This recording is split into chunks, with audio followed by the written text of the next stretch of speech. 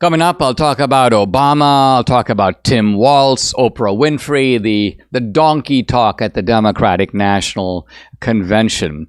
Tom Fitton, the president of Judicial Watch, joins me. We're going to talk about the role of the CIA on January 6th, Biden corruption, a lot more. And I'll tell you how Booker T. Washington met the woman who would become his future wife, Olivia Davidson. Hey, if you're watching on Rumble, listening on Apple, Google, or Spotify, please subscribe to my channel. This is the Dinesh D'Souza podcast.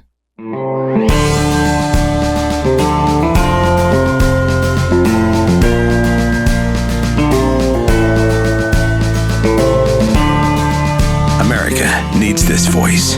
The times are crazy. In a time of confusion, division, and lies, we need a brave voice of reason, understanding, and truth. This is the Dinesh D'Souza podcast. There's a lot of donkey talk at the Democratic National Convention, and with each hour that passes, more and more nonsense is spouted, and there's so much to comment on. I'm going to take a little bit of a shotgun approach and offer commentary on a series of different things that have popped up in the last day or two.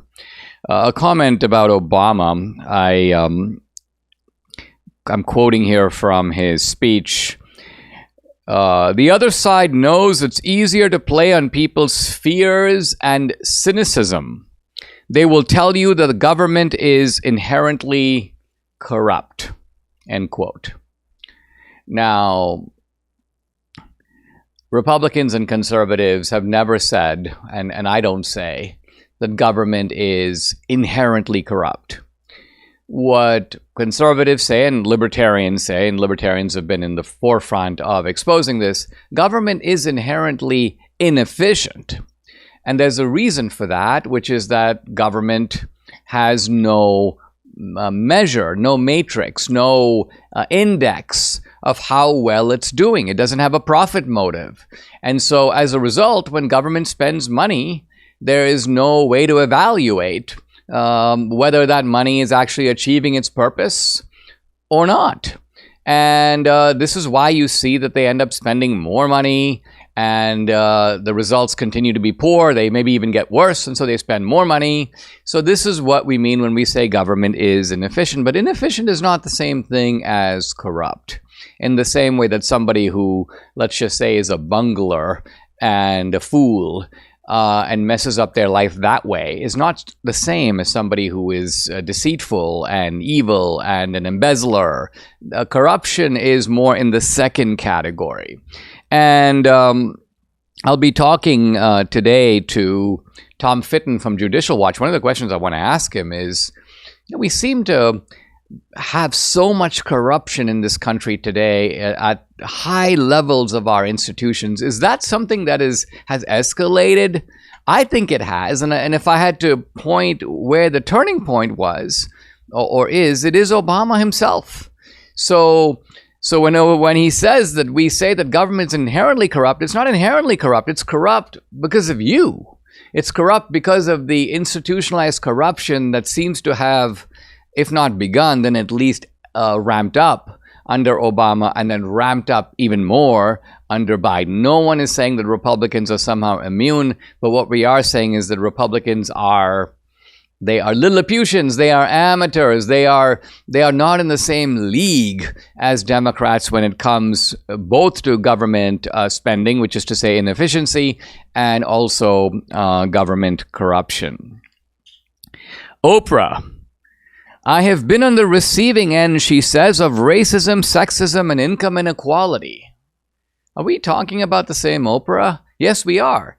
And is this Oprah this is her attempt at stand-up comedy? No. Oprah is being serious.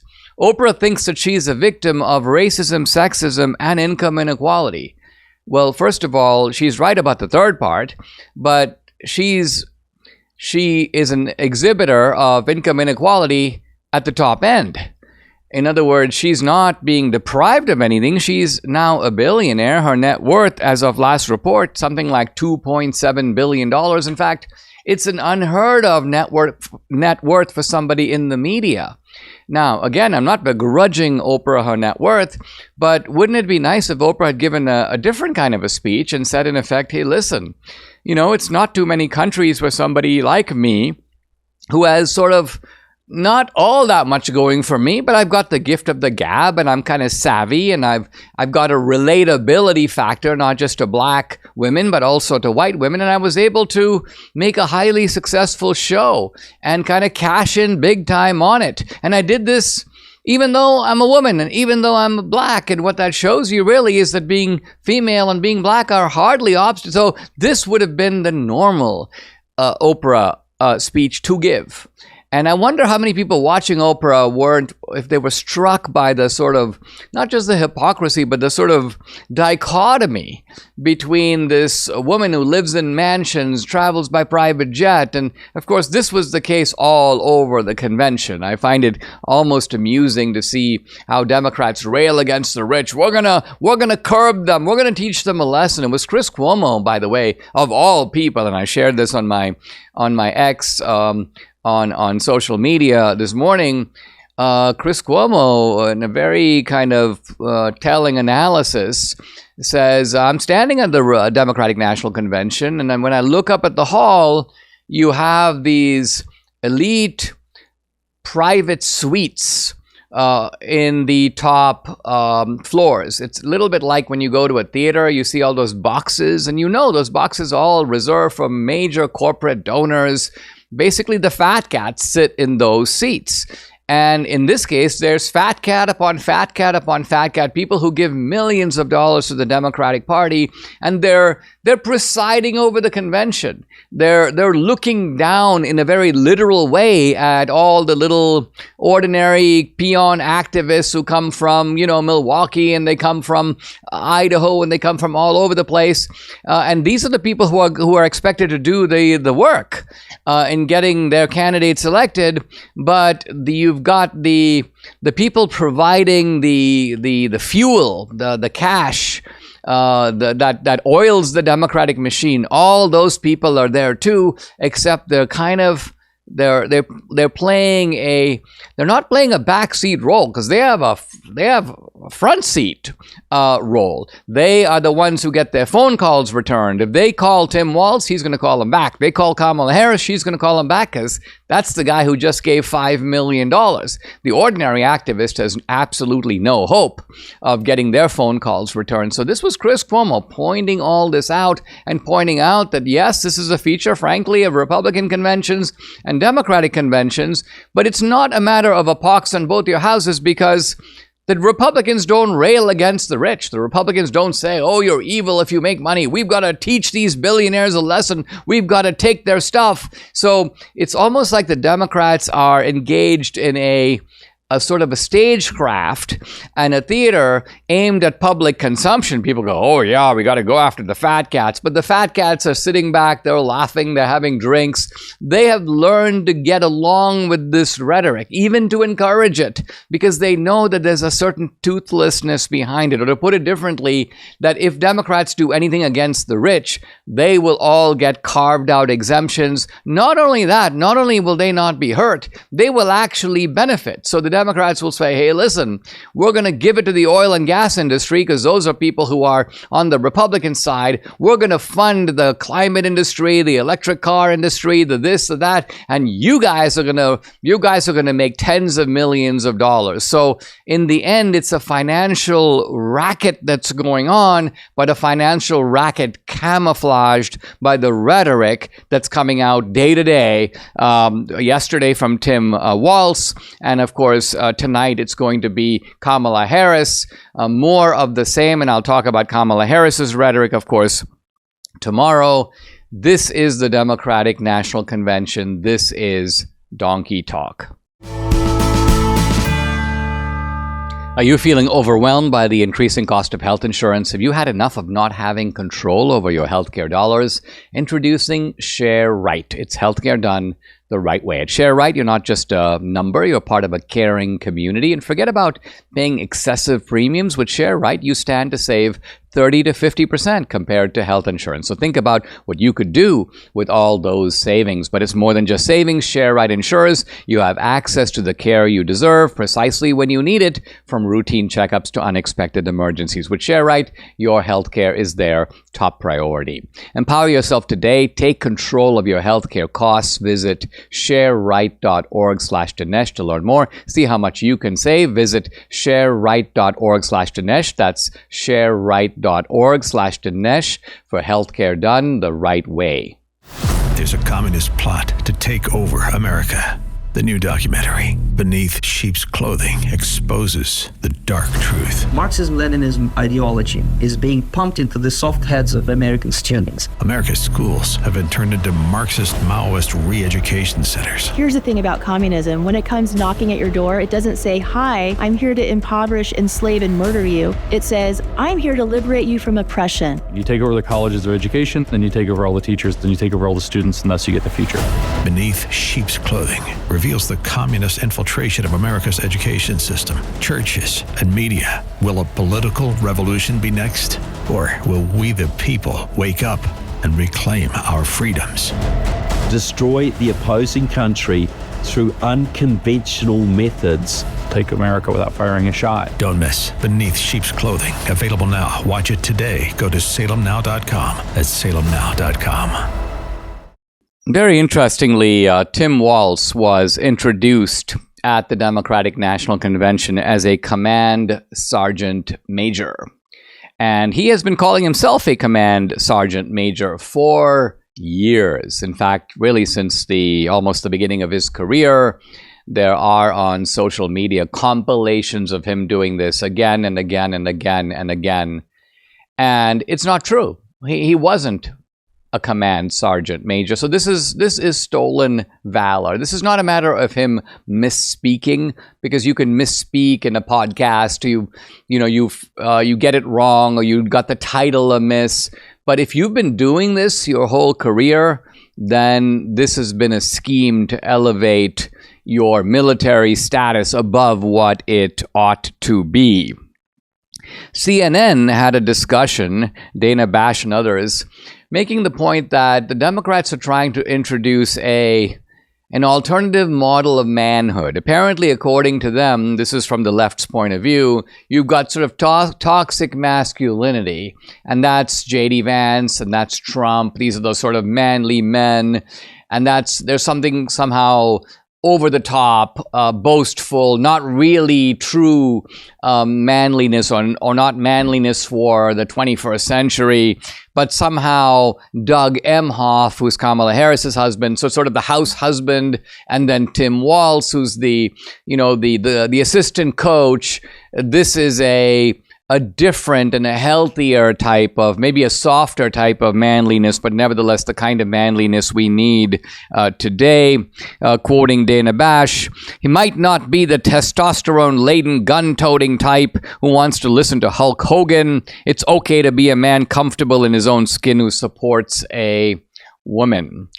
Now, in my view, this distinction between the kind of Hulk Hogan archetype of masculinity and the kind of soft masculinity that supposedly Doug Emhoff and Tim Walz represent, this is a bogus distinction, because the truth of it is neither captures the true meaning of masculinity. Masculinity is not restricted to getting into the MMA ring. It's not restricted to showing your chest or speaking in a raspy voice, but neither is it represented by the opposite of those qualities, not at all. Masculinity is actually something, and manhood, that is in some ways different than womanhood. And I say this, one of my favorite Western movies is High Noon.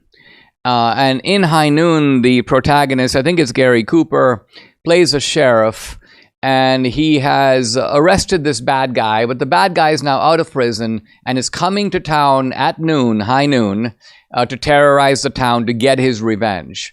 and the townspeople are terrified, and but they have no response to this threat. And it's going to be Gary Cooper's job, even though he's retired, even though he just got married, and he got married to a pacifist who doesn't like to fight, doesn't like violence. And everyone in the town is telling Gary Cooper, you take off, you go on, we're going to be okay. But Gary Cooper has got to realize they're actually not going to be okay. And oddly enough, there are many people in the town who are more opposed to Gary Cooper, the sheriff, for all kinds of reasons. The deputy wants his job, so he wants the old sheriff to leave so he can take over. None of them are real men. This is the point of the story. And the real man, Gary Cooper, is not portrayed as Hulk Hogan, is actually not even portrayed as, John Wayne or even Clint Eastwood from some of the spaghetti westerns. Not at all. The Gary Cooper figure throughout the film is a little bit moody. He's a little bit detached. He's not a man's man. In fact, most of the men in the town are not supportive of him. He is a man in this sense that he sees a crisis. He recognizes there's something that needs to be done. He recognizes that no one else is going to do it, and it's going to be up to him to do it, if anyone can do it at all. He recognizes further that there are a number of the gangsters, as it turns out, 3 main ones, and it's going to be 3 against 1, and there's a reasonably good chance that they will get him instead of him getting them, and he pushes forward nevertheless. Now, I said that there's a fundamental difference between manhood and womanhood, and I don't mean by that I know what's a man, I know what's a woman, am I a woman? No, I'm not talking about that. What I'm actually talking about the fact is that all women in some ways become women. All girls become women. Womanhood in that sense is not an accomplishment. It's something that comes naturally. No one sits around questioning whether, was my mother a woman compared to my grandmother? No, they were both women. But if you ask a different question, which is, was my dad a real man? Is Dinesh a real man? Is Doug Emhoff a real man? That is a kind of a moral question, because there are many men in the sort of biological sense, who aren't real men, who don't achieve manhood in the full meaning of that term. And so this was my reaction watching this little almost pathetic circus spectacle of Democrats talking about the 2 rival archetypes of manhood. I thought to myself that if you want to see, real courage is Donald Trump showing up at his granddaughter's play. It's Donald Trump saying fight, fight, fight after he's been shot. A bullet has grazed his ear, and there could be other shooters and there could be more bullets, but he still draws himself up to full height. That is real manliness of a kind that I don't think that either Tim Walz or Doug Emhoff could ever emulate. You asked, and MyPillow listened. They're finally bringing you the most requested offer ever right now. You can get the queen size premium MyPillow. This is the most popular pillow for just $19.98. Very good deal. MyPillow is made with patented adjustable fill. It adjusts to your exact individual needs regardless of your sleep position. It helps keep your neck aligned. It holds its shape all night long so you get the best sleep of your life. But that's not all. Deals all around. Get the 6-piece kitchen or bath towel sets, just $25. The brand new mattress topper as low as $69.98. The famous MyPillow bed sheets for as low as $25. And there is so much more. Here's the number to call, 800-876-0227. Again, it's 800-876-0227. Or you can go to MyPillow.com. When you use promo code Dinesh, you get big discounts on all the MyPillow products, including the premium queen size MyPillow, just $19.98. That's the lowest price ever, so don't delay. Order today. Go to MyPillow.com. Don't forget to use the promo code. It's DINESH, Dinesh. I'd like to invite you to check out my Locals channel. It's a great way to support my work. Become an annual subscriber. I post a lot of exclusive content on Locals, including content that's censored on other social media platforms.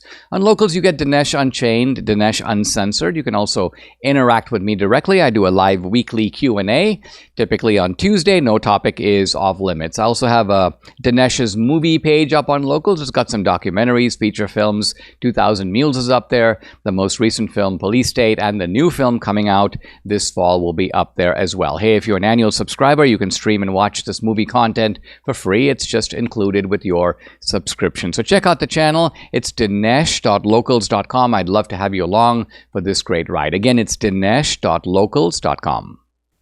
Guys, I'm really delighted to welcome to the podcast Tom Fitton. He is the president of Judicial Watch. It's a public interest group that investigates and prosecutes government corruption, founded, by the way, in 1994. According to the Hill newspaper, Judicial Watch was named one of Washington's top 10 most effective government watchdog organizations. Tom has a new book coming out in October. It's called Rights and Freedoms in Peril, an investigative report on the left's attack on America. It's available for pre-order. The website, judicialwatch.org. You can follow Tom on X at Tom Fitton, Fitton. Tom, welcome. Thank you very much for joining me. Let me start by asking you a general question about government corruption. It seems like we're dealing with an avalanche of corruption on so many fronts. Is it the case that corruption has escalated dramatically in the last couple of decades, or is it just that it's getting more exposure now? I think a little bit of both. I mean, compared to other countries, the United States is relatively good, but we kind of have this in-your-face corruption, and there are kind of two types of it. There's two types of corruption, I would submit. You've got the personal corruption. We'll talk about Biden family corruption and issues like that. But then you've got this lawlessness, right? And that has to do with more of a communist approach to governance, which is the laws don't matter, the rules don't matter. In the case of the Biden administration, spending hundreds of billions of dollars without authorization is no big deal for them. In fact, they glory in it. And that's a serious type of corruption as well. And so we got a twofer with the Biden administration. We have a president with this personal corruption on top of this government corruption in terms of governance and refusal to abide by the rule of law in terms of how he's supposed to behave as president. Do you think, Tom, I mean, when I first came to America, I kind of got my civics book, Understanding of America. And of course, we learned about the structure of government, checks and balances, separation of powers, an independent judiciary. Do you think that we are experiencing something of a system breakdown? And by that, I mean, are the different institutions that are supposed to be keeping an eye on one another doing their job? How is the government able to get away with what you're describing, I guess is my question.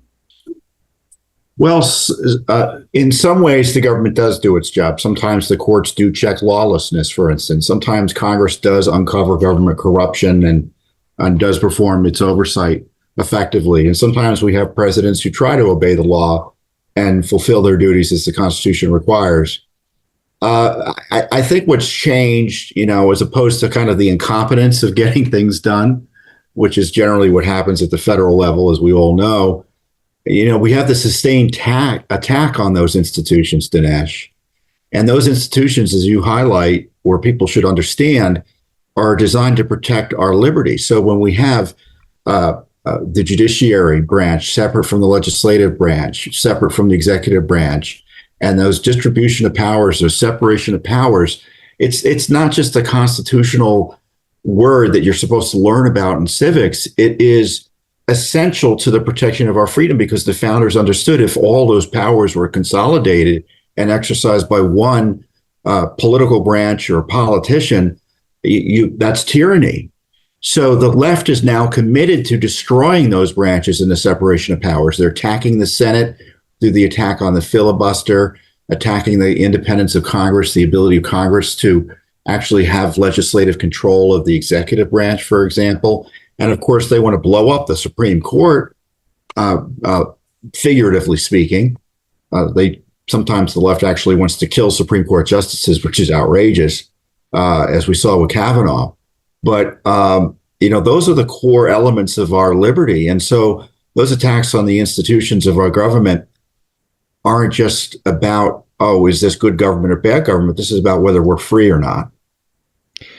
Tom, let's talk about some of the work that Judicial Watch has done in some key areas. And I want to start by asking you about the presence of the CIA in Washington, D.C. and at the Capitol on January 6th. Now, as I understand it, the CIA is supposed to do its machinations abroad. The FBI is our domestic police agency, and yet we seem to have seen a bit of a blurring of the lines between these intelligence agencies. Was the CIA in any way involved in January 6th, and what do we know about that?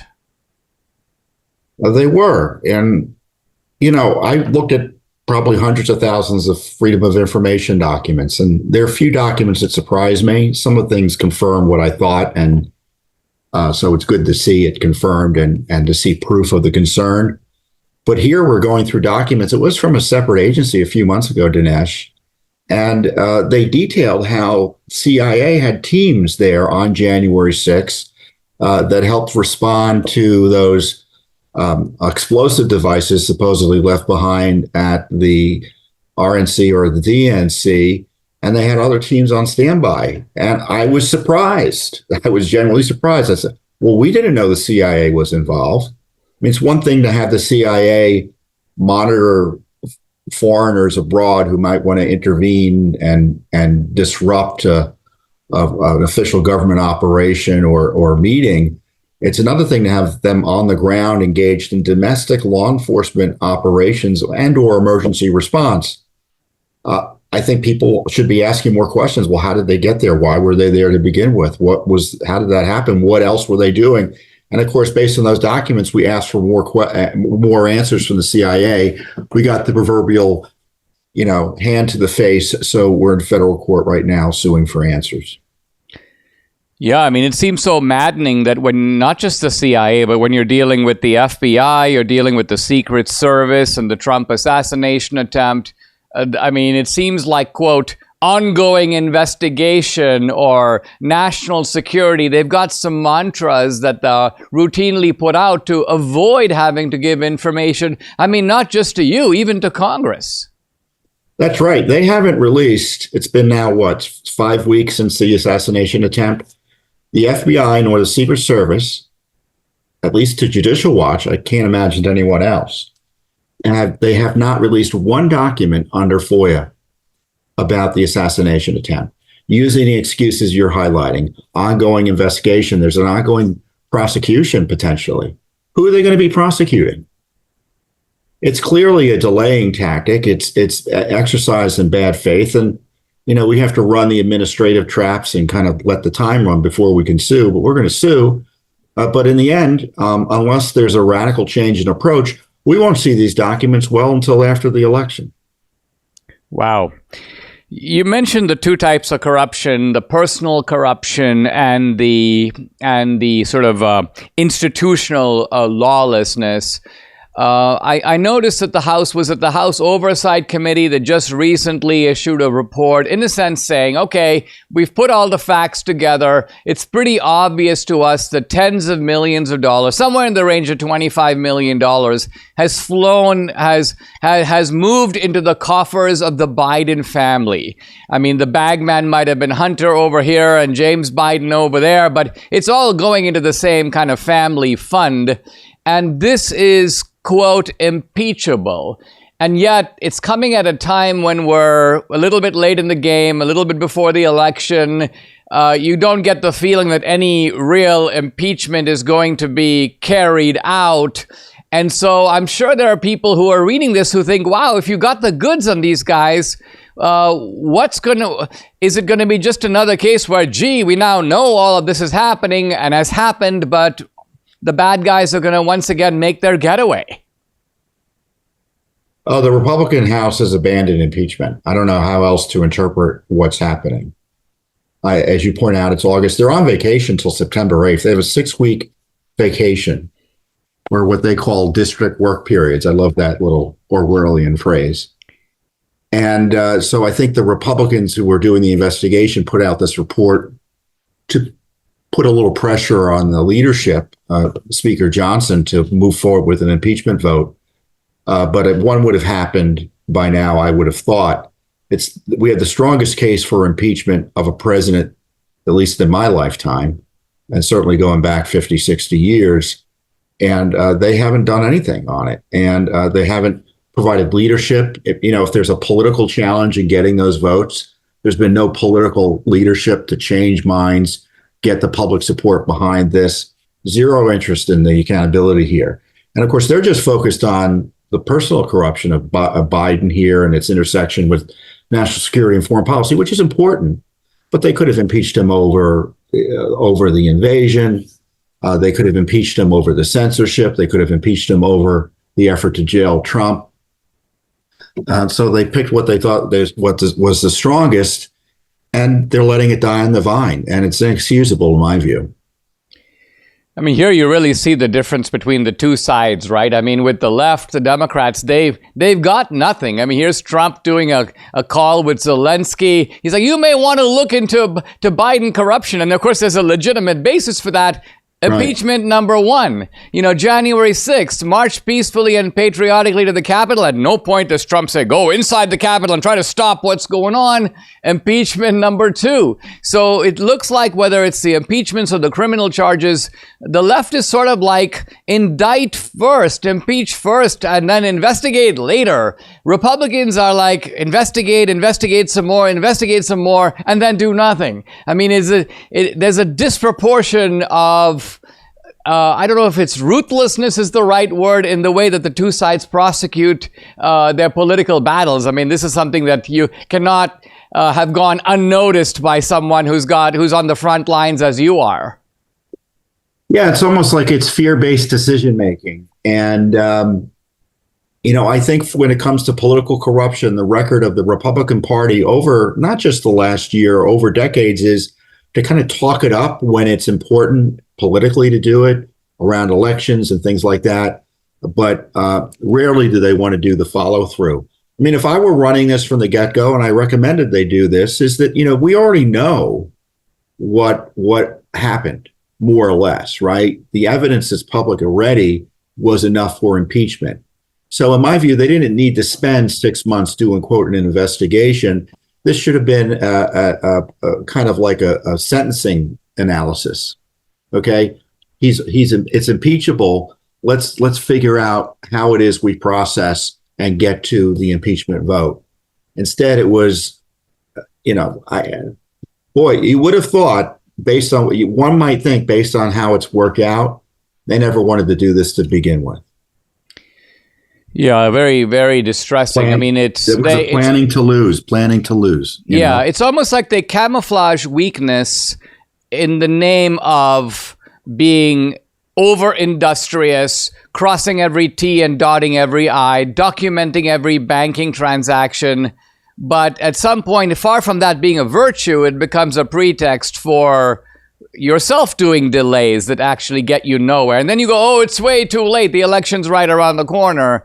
Let's turn to a third topic I want to cover in the little time we have left, and that is the topic of the illegals, because there has to have been a very thought out motive for letting in millions of illegals into the country. It now seems apparent that this is not just part of a kind of a long-term demographic alteration plan. There may have been some of that as well, but you got a rather simple scheme, which is these illegals get driver's licenses. With that comes a voter registration card, and there's a little box that you have to check, and if you check that box saying you're a citizen, well, hey, you're now basically added to the voter rolls. There's no system of checking, so that when you send in a ballot, it's like, wait, this guy's an illegal. So a lot of illegal votes can get through this way.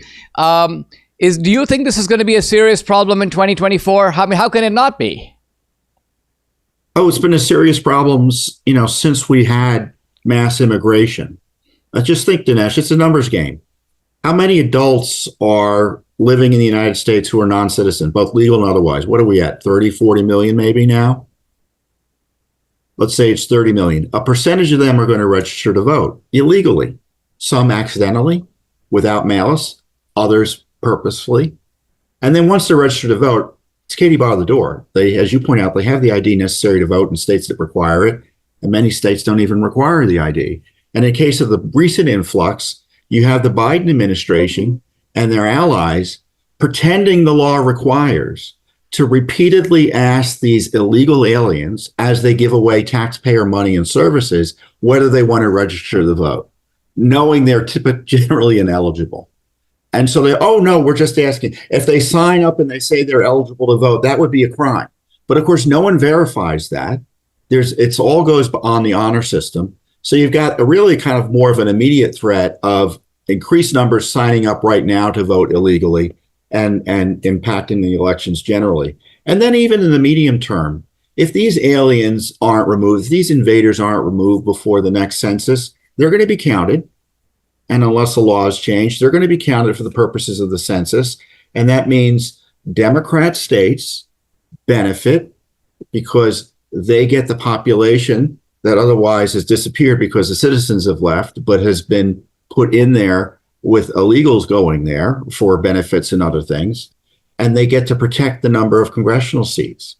And on top of that, that is also impacts the electoral college power that these left-wing states have. Some Republican states might have more congressmen than they might otherwise not have, might otherwise have had with this illegal alien influx. But the numbers bear out that Democrat Congresses are going to be more likely, left-leaning Congresses are going to be more likely because of this recent influx, simply because of these aliens being here. Forget about whether they vote.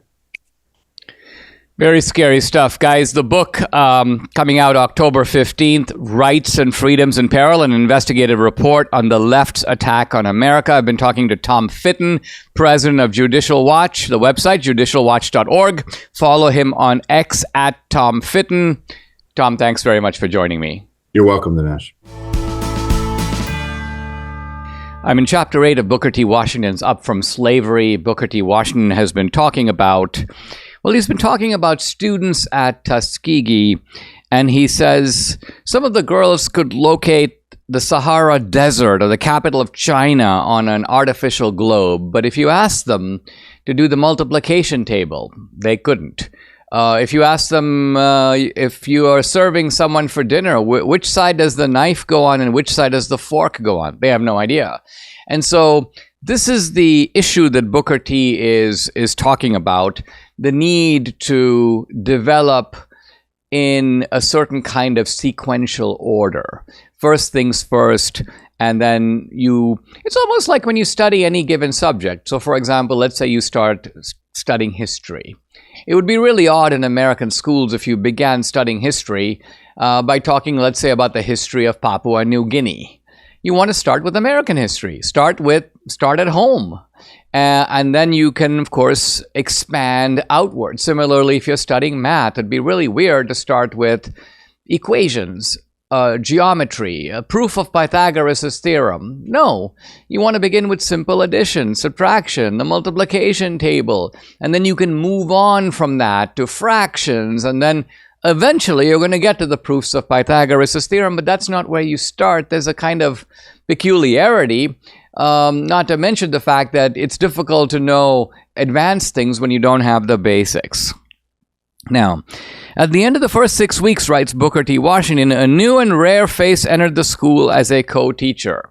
This was Miss Olivia A. Davidson, who later became my wife.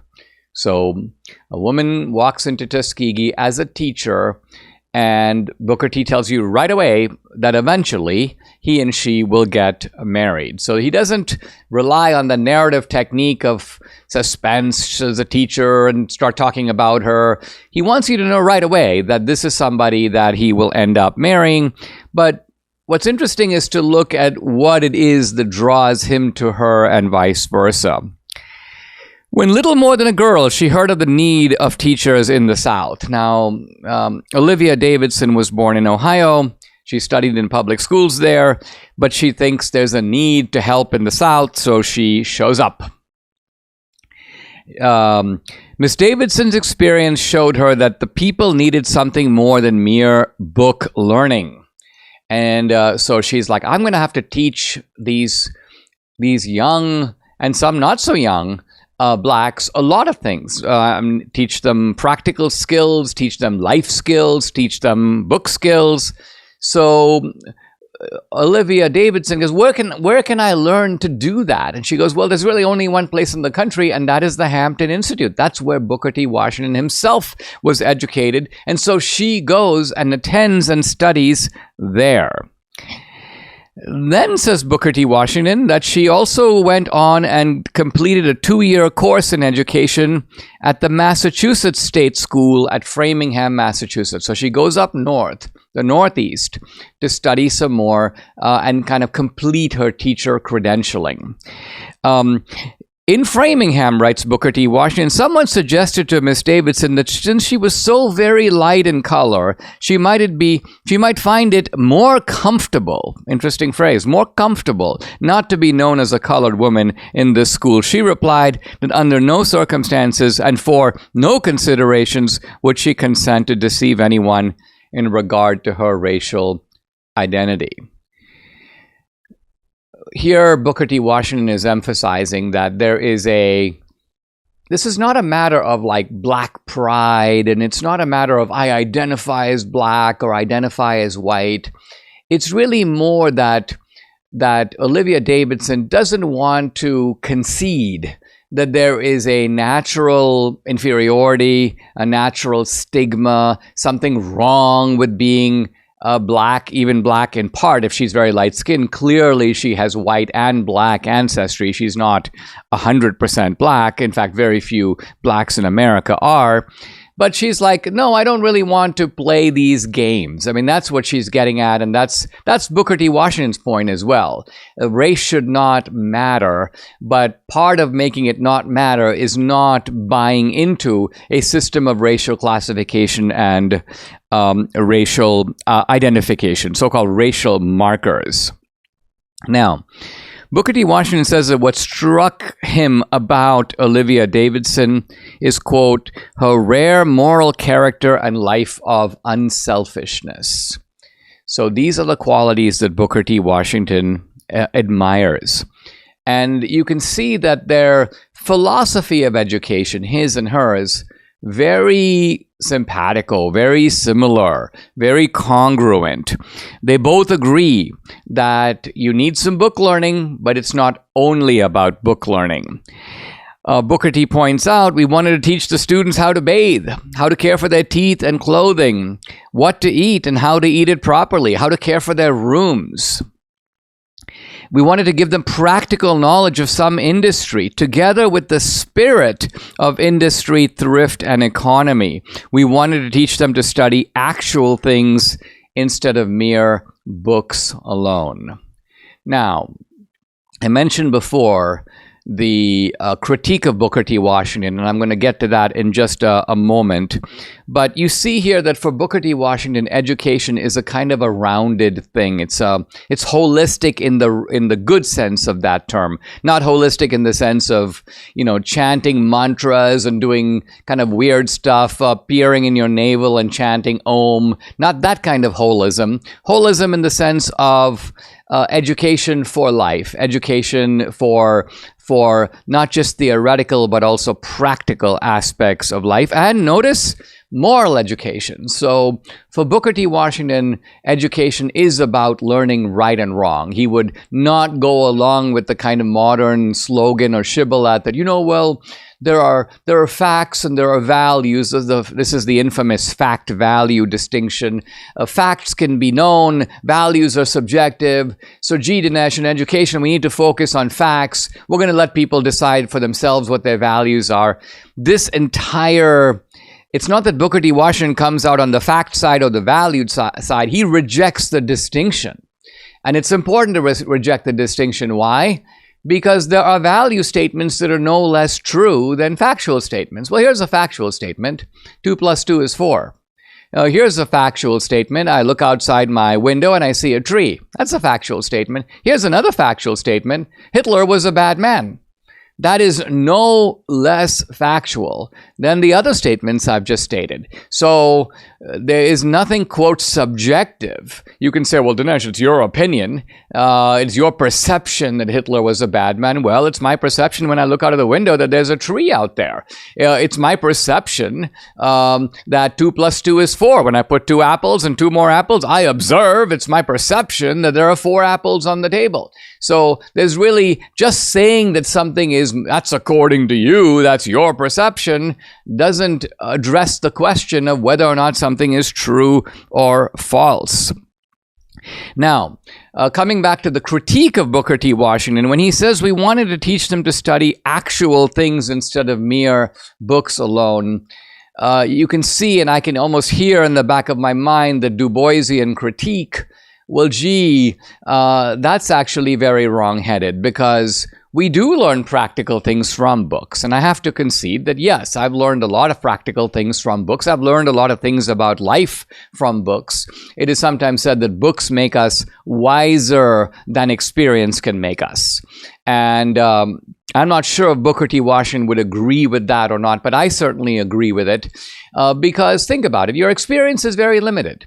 You live for, 60, 70, 80, 90 years on this earth. You meet a limited number of people. And so your knowledge is circumscribed by that experience. It's a very valuable experience. And of course, it's experience that leaves a very sharp, if not indelible, mark on you. But think about when you read a book, you're suddenly in the 5th century BC in ancient Greece. Or you are in, medieval England in the chivalric era. And so you can learn things about other times and places, things that have applicability and relevance to your own life, but they're not available from experience. So for me, I read Booker T. Washington, I think, in the way that in which he's saying, I have nothing against anything you just said, Dinesh. I am merely saying that for people starting at the bottom of the ladder, at the beginning of life, if you will, at the beginning of this exposure to civilization, first things first, and all the things that you're praising and talking about will all come in due time. Subscribe to the Dinesh D'Souza podcast on Apple, Google, and Spotify, or watch on Rumble, YouTube, and SalemNow.com.